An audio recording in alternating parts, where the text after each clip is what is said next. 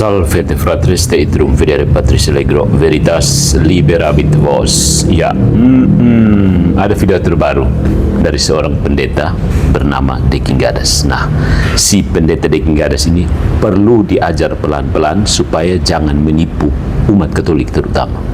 Umat Katolik jangan tertipu. Dia perlu diajar pelan-pelan supaya dia paham dan jangan terlalu menipu. Oke ya, soal Maria Immaculata. Kita perlu mengajar pelan-pelan seperti anak SD, karena masalahnya bukan terutama pada data yang dia kutip. Sebagian datanya benar. Masalahnya ada pada cara dia menarik kesimpulan dari data itu. Itu bahaya. Ya, cara menarik kesimpulan dari data itu. Jadi Pak Deking Gadas, mari belajar dengan kalimat sederhana. Belum dirumuskan secara eksplisit, tidak sama dengan tidak pernah dipercayai. Ingat itu. Ini pelajaran nomor 1. Anda mengutip Michael Smaus bahwa di Barat tidak ditemukan kesaksian eksplisit, ingat eksplisit, mengenai kebebasan Maria dari dosa asal sebelum sekitar tahun 1000. Ya, kata pentingnya apa, Pak Pendeta? Express testimony, kesaksian eksplisit. Bukan tidak ada gagasan sama sekali. Bukan gereja percaya Maria berdosa. Bukan juga Immaculata diciptakan pada abad pertengahan. Ingat itu. Smaus sendiri, sebagaimana kutipan yang beredar itu, melanjutkan pembicaraan dengan perkembangan gagasan tersebut dan bahkan menyebut paralel di timur. Jadi kata completely silent yang Pak Pendeta Deki tambahkan jauh lebih kuat daripada tesis sumber yang dia pakai. Jadi ini trik tipuannya ada di situ. Tambahkan kata completely silent. Itu kesimpulan Anda yang tidak mengikuti. Ini seperti anak SD berkata bahwa Pak Guru, sebelum Isaac Newton, tidak ada buku yang menulis gravitasi Newton. Berarti sebelum Newton, gravitasi belum adakah? Jadi gurunya tinggal tepuk jidat doang. Mari kita bahas kesalahan-kesalahan dan buta keliunya Pendeta Deking Gadas untuk menipu orang Katolik dan menghibur orang Protestan. Yang pertama, Deki mencampur dogma dengan formulasi dogmatis. Bedakan dogma, formulasi dogmatis. Dogma Immaculata didefinisikan secara formal oleh Pius ke-9 pada tahun 1854. Maria sejak saat pertama konsepsinya oleh rahmat Allah yang istimewa dan karena jasa Yesus Kristus dipelihara dari noda dosa asal. Jadi Maria tidak ditempatkan di luar karya penebusan Kristus. Justru privilege itu sepenuhnya berasal dari Kristus. Formula itu memang bukan kalimat yang tinggal kita fotokopi dari Ignatius tahun 110 atau Irenaeus tahun 180. Terus kenapa? Istilah homoousios Nicea juga bukan kalimat yang diucapkan Yesus dalam Injil.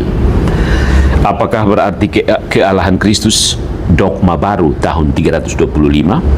Sondeto. Yang berkembang adalah ketepatan formulasi. Biasanya ketika gereja harus menjawab persoalan yang makin presisi. Pendeta Deki tampaknya memakai aturan ajaib. Kalau formulasi final belum ditemukan sejak abad pertama, berarti ajarannya palsu, ya kan? Kalau formulasi final belum ditemukan sejak abad pertama, berarti ajaran palsu. Buang sudah Tritunggal sekarang, detik ini. Kalau aturan itu diterapkan secara konsisten, banyak rumusan Protestan sendiri ikut masuk mesin penghancur sejarah. Yang kedua, para teolog abad pertengahan menolak. Benar, tetapi Deki menyembunyikan apa yang sedang mereka tolak. Mereka menyembunyikan apa yang sedang mereka tolak. Ya.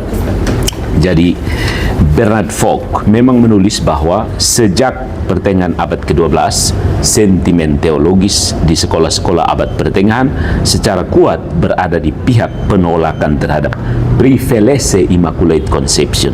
Tetapi, nah ini bagian yang sangat penting. Fogg sendiri langsung menjelaskan sebab utamanya. Apa? Kesulitan menyelaraskan privilege Maria dengan universalitas dosa dan kebutuhan semua manusia akan Sang Penebus. Jadi kesulitannya di situ. Nah, Ini justru menerangkan sejarahnya. Problem mereka bukan, Maria perempuan biasa saja, tidak ada kekudusan khusus. No, problem mereka adalah kalau Maria tidak pernah terkena dosa asal, bagaimana mungkin Kristus tetap menebus Maria? Itulah simpul teologisnya. Lalu datang Scotus dengan pembedaan yang jauh lebih presisi. Kristus bisa menyelamatkan seseorang bukan hanya dengan mengangkatnya setelah jatuh, tetapi juga dengan mencegahnya jatuh karena jasa Kristus sendiri. Jadi Maria tetap ditebus Kristus bahkan dengan cara yang paling sempurna, preservative redemption. Begitu simpul kristologis soteriologis itu ditemukan, keberatan besar tadi kehilangan kekuatannya. Jadi perkembangan teologi itu bukan bukti bahwa dogma dibuat-buat. Justru arsip perdebatan menunjukkan bahwa gereja tidak asal comot kesimpulan. Ya. Yang ketiga, Thomas Aquinas memang tidak memegang formulasi 1854. Katolik tidak perlu menyulap sejarah. Ya.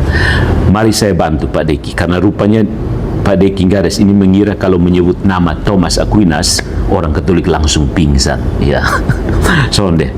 Dalam Summa Theologia, buku ketiga, pertanyaan ke-27, artikel kedua, Thomas menolak bahwa Maria disucikan sebelum animasi dan mengatakan Maria kemudian dibersihkan dari dosa asal.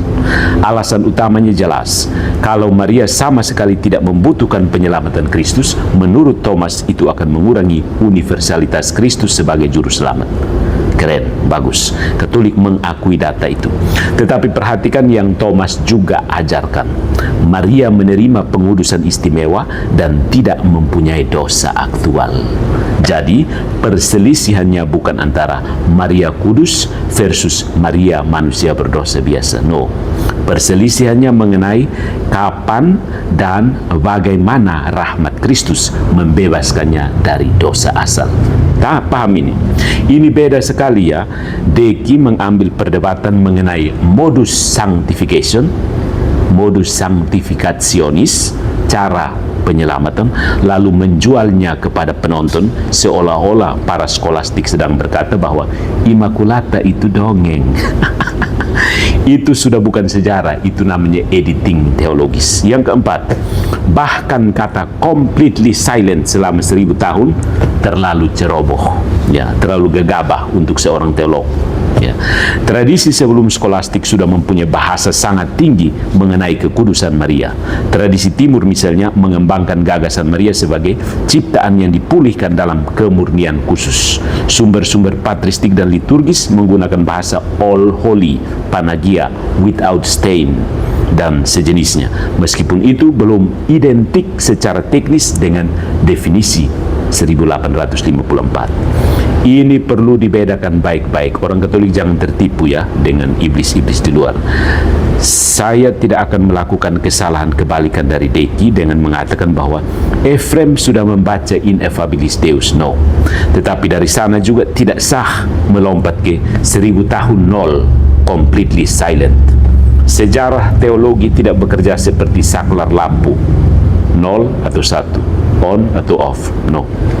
Ada benih, intuisi, bahasa liturgis, kesulitan konseptual, kontroversi, diferensiasi istilah, lalu formulasi matang.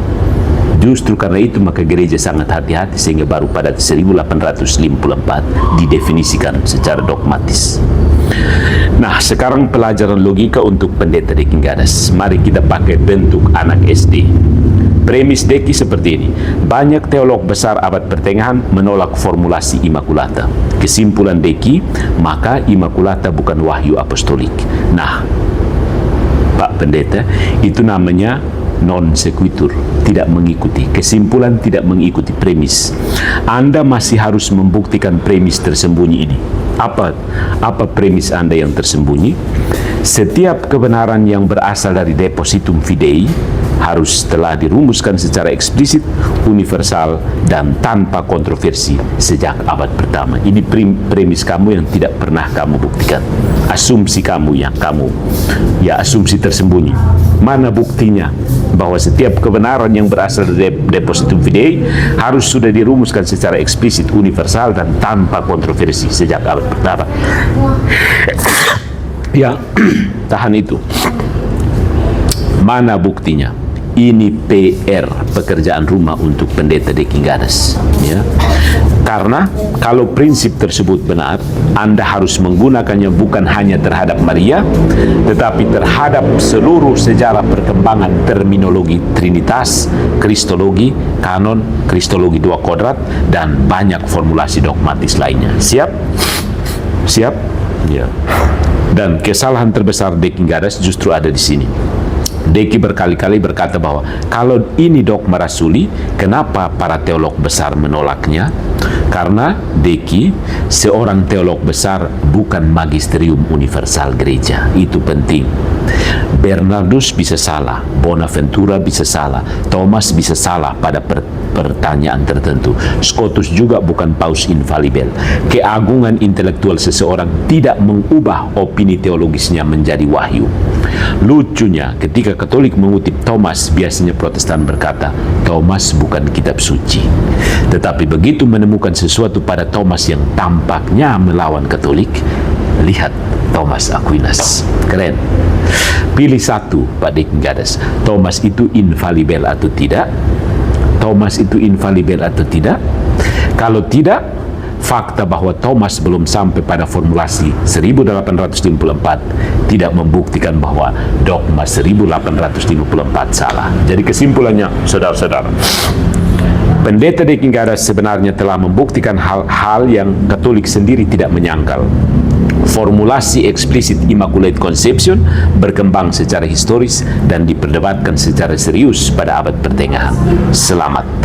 Tetapi dari situ dia ingin meloncat ke, maka Immaculata adalah dogma baru dan bukan bagian dari Depositum Fidei.